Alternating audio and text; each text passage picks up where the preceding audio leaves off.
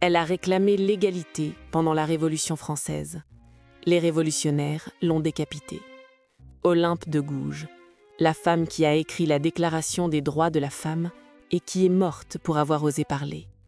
Abonne-toi pour les voix qu'on a tenté de faire taire. 1791. La Révolution proclame liberté, égalité, fraternité, mais uniquement pour les hommes.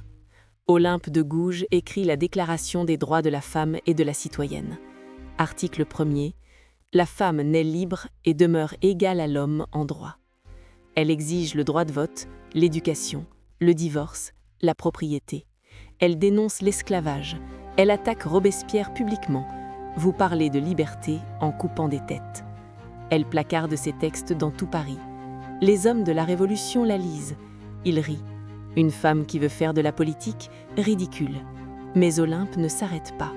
Elle écrit des pièces de théâtre interdites. Elle défend les Girondins. Elle critique la terreur. Elle devient dangereuse. 1793. Olympe publie un texte demandant un référendum sur la forme du gouvernement. Haute trahison.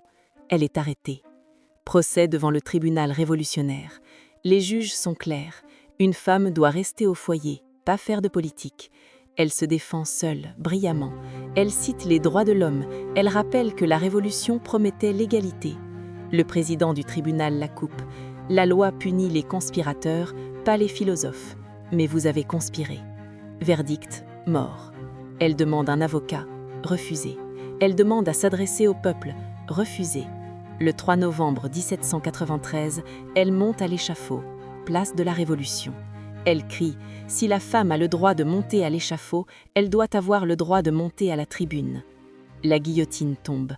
La Révolution qui promettait la liberté vient d'exécuter une femme pour avoir demandé l'égalité. 3 jours après, la Convention décrète « Les clubs de femmes sont interdits, elles doivent rentrer chez elles ». Les droits des femmes reculent. Olympe avait raison, mais il faudra attendre 1944 pour que les Françaises obtiennent le droit de vote, 151 ans trop tard. Les révolutions n'aiment pas qu'on leur rappelle leurs propres contradictions, surtout quand c'est une femme qui parle.